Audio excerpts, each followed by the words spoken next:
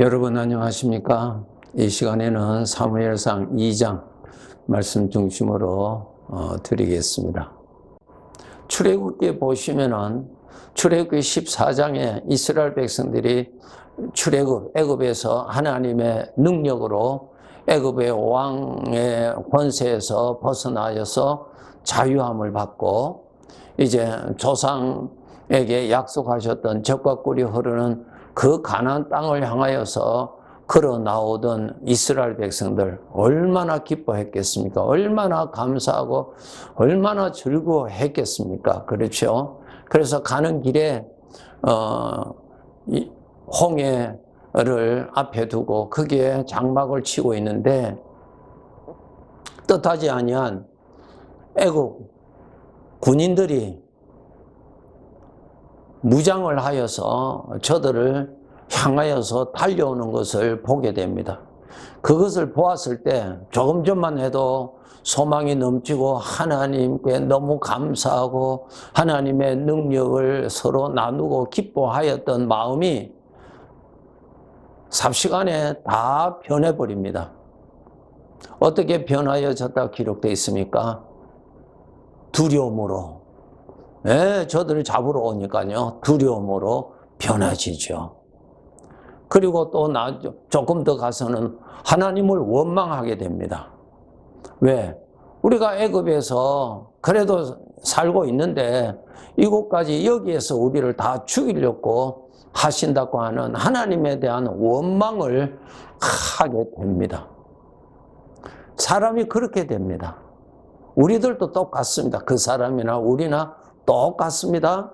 여러분, 이스라엘의 역사를 읽으시면서 저들이 행하였던 이러한 것들을 보고 저들을 보는 것이 아니라 저들이나 나나 똑같은 사람입니다. 그래서 그 사람을 보고 나를 보고 아, 나도 이런 사람이구나. 나도 이렇게 문제를 만나면은 이렇게 넘어지는 자이구나 라는 것을 깨닫고, 그러므로 어떻게 해야 되는가를 하나님께서 말씀으로 해주신 것을 배우고 훈련하고 그렇게 우리가 해야 하는 것입니다.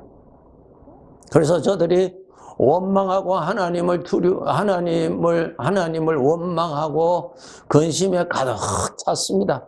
그리고 인도해왔던 모세를 향하여 원망하고 그랬습니다. 하나님께서 어떻게 하셨습니까? 모세에게 지시를 하십니다. 네가 가지고 있는 지팡이를 바다를 향하여 들고 있으라 그럽니다.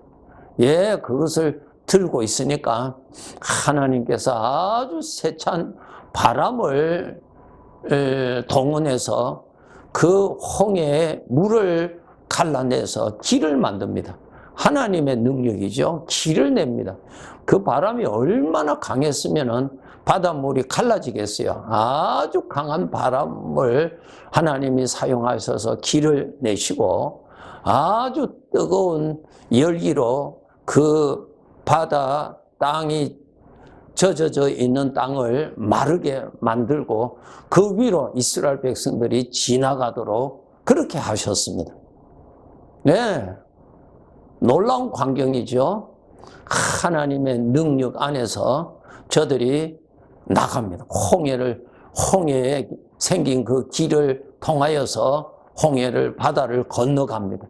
이스라엘 백성들이 건너기까지 저 애국 군인들이 가까이 오지 못하도록 하나님께서 어둠으로 저들을 막아버려서 더 이상 나오지 못하도록, 어둠이 있기 때문에 움직일 수가 없잖아요. 자기들끼리 충돌을 하고 큰 사고가 나니까 그곳에 있게 하시고, 하나님은 이스라엘 백성들에게는 이렇게 길을 열어서 빠져나가게 하십니다. 놀라운 광경이죠. 그래서 이스라엘 백성들이 한 사람도 빠짐없이 하나님께서 열어놓으신 홍해 길을 통하여서 다 빠져나갔습니다. 다 건너왔습니다. 이제 하나님께서 애국 군인들을 맡고 있는 어두움을 제거하였습니다. 저들은 계속 달려오지요. 이스라엘을 잡으려고, 저 백성들을 잡으려고 옵니다.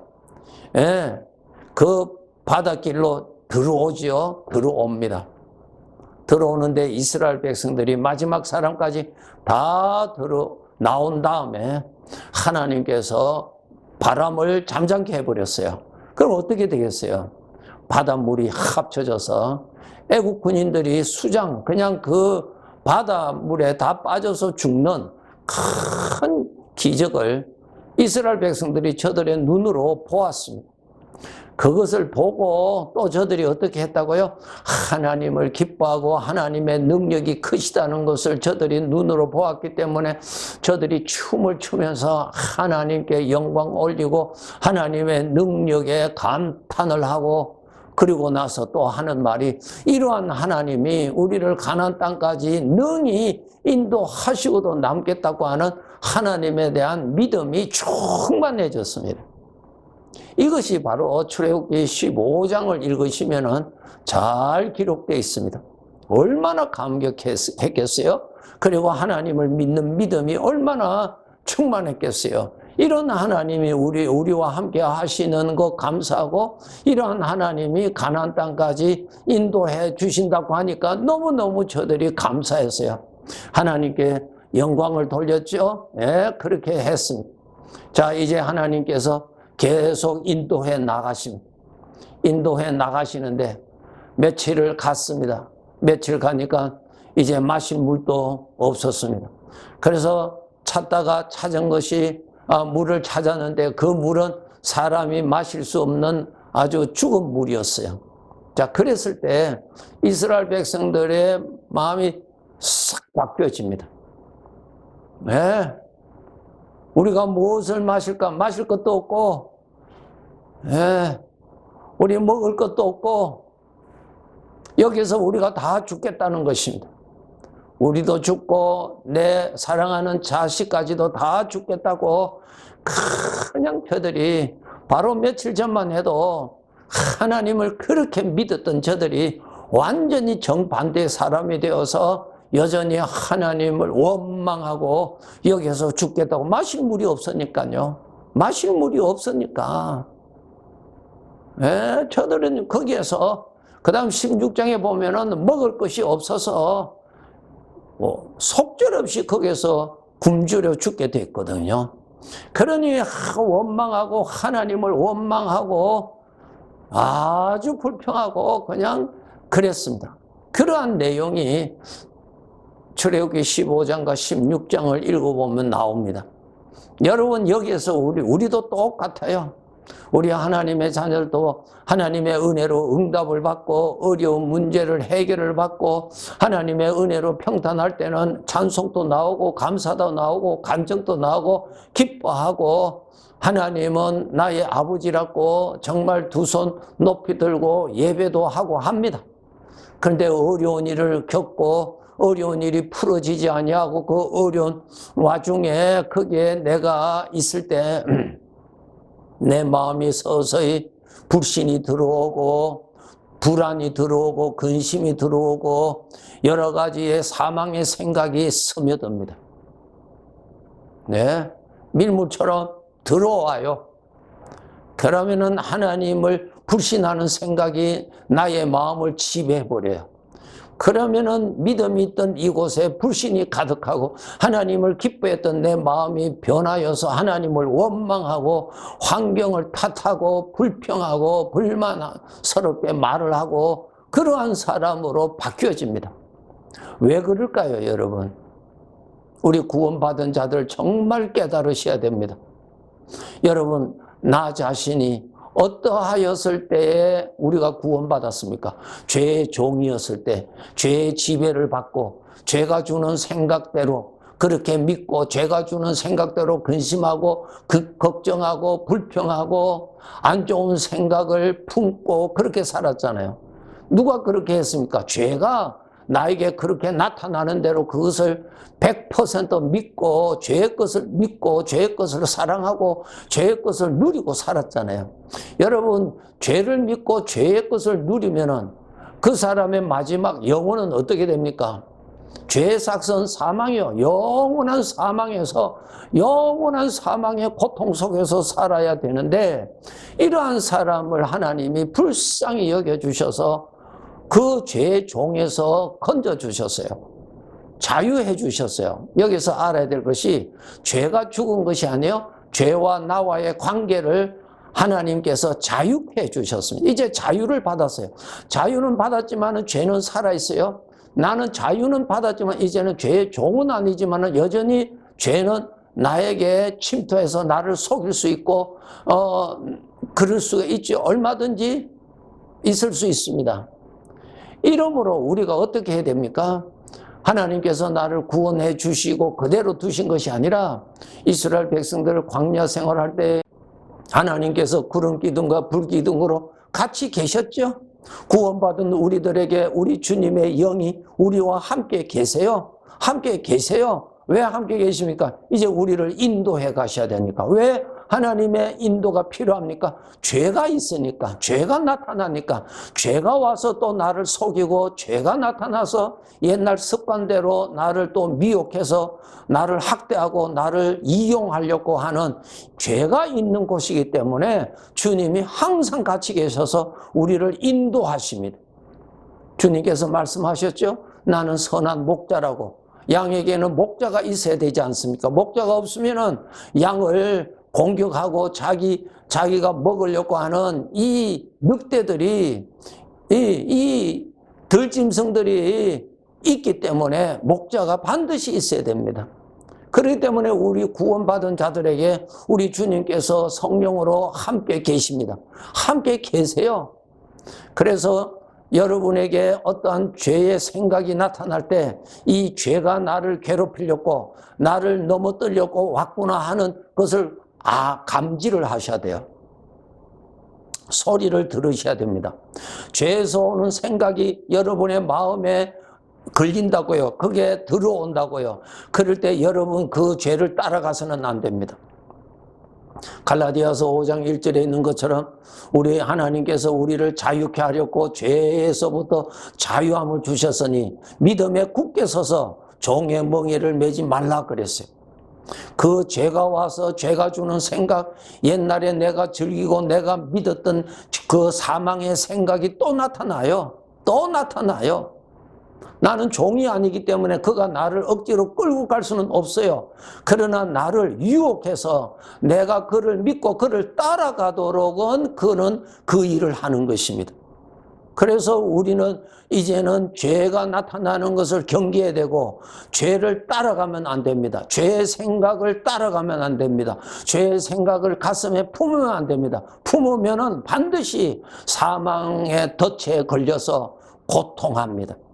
여러분 그것을 따라가는 것은 반대로 하나님을 따라가지 아니하는 것입니다. 이제 우리가 하나님을 아버지라 부르는 자녀가 되었으니 이제는 누구를 믿어야 되겠어요? 아버지를 믿어야 되지 않겠어요? 그래서 아버지께서 우리에게 우리 주님께서 영으로 친히 계십니다. 오늘도 나와 함께 계세요. 세상 끝날 때까지 내가 너희와 함께 있으리라고 말씀하셨잖아요. 계세요. 그럼 그분의 음성을 여러분 듣고 그분을 따라가야 되는 것입니다. 죄를 따라가지 말고 죄가 어떻게 나타난다고요? 죄의 생각으로 나타나요. 그거 따라가면 안 됩니다. 그거 따라가면은 죄의 종은 아니지만은 죄의 종과 같이 여러분 학대를 당하고 괴로움을 당하고 무거운 멍에 신음하게 됩니다. 속아서는 안 됩니다. 하나님의 자녀가 죄의 종처럼 살아가는 것, 아버지의 마음을 괴롭히는 일입니다. 그래서 우리는 항상 깨어서 나에게 주님이 함께 계시는 주님의 음성을 듣고 따라가야 됩니다. 요한복음 10장에 읽으시면 잘 말씀하셨어요. 예수님께서 나는 선한 목자라 내 양은 나의 음성을 안다. 내 음성을 듣고 나를 따라온다 그랬어요. 우리는 주님의 음성인지 주님으로부터 오는 생각인지 생명의 생각인지 평강의 생각인지 거룩한 생각인지 성결한 생각인지 구분하시고 그것을 믿고 따라가셔야 돼요. 그런데 그것은 구분하지 못하고 죄에서 오는 것이 그냥 그것이 나를 사랑한 것인 줄 알고 우리는 습관적으로 죄에서 오는 것을 쉽게 따라가는 경향이 너무 많습니다. 그래서 우리는 항상 깨어서 주님의 음성인지 도적의 음성인지 나를 잡아 학대하려고 하는 죄의 것인지 우리 주님의 것인지를 분별하시도록 항상 깨어 있어야 합니다. 그렇게 해야 우리가 천국 가는 그날까지 나를 인도하시는 주님의 인도를 믿고 우리는 갈 수가 있습니다. 내가 물을 만날지라도 내가 불을 만날지라도 여전히 내가 너와 함께 할 것이며 내가 너를 인도할 것이라고 하였으니 물과 불이라고 하는 인생의 건 어려운 중에서도 능치 못하심이 없으신 주님이 목자로서 나와 함께 계시고 인도하십니다. 그러한 와중에서도 주님의 인도하시는 음성을 들을 줄 아는 훈련을 하셔야 돼요, 여러분. 그 음성을 듣고 믿고 따라가야 됩니다. 내가 길이다 그랬죠, 주님께서. 내가 생명이다 그랬어요. 주님을 따라가는 것이 구원의 길이요, 주님을 따라가는 것이 내가 아버지께로부터 주시는 큰 은혜를 받는 길이란 말입니다. 그런데 그 길은 따라가지 아니하고 죄를 따라가면은 하나님의 아들일지라도 죄의 종처럼 너무나 좋지 않게 되는 것입니다. 여러분, 하나님을 믿으셔야죠. 나의 목자이신 주님을 믿으셔야죠. 나를 망하게 하고 나를 저주케 하는 죄를 믿고 죄의 것을 사랑하고 죄의 것과 관계를 가까이 하고 지내는 것은 여러분 불행을 자청하는 것이요, 그것은 나를 구원하신 하나님을 대적하는 길이 되는 것입니다. 이것을 깨닫고 여러분 꼭 영으로 나와 함께 계시는 주님의 인도하심을 여러분 잘 분별하시고 그것을 따라가야 되는 것입니다. 오늘도 구원을 경험하면서 살아갑시다. 네, 감사합니다.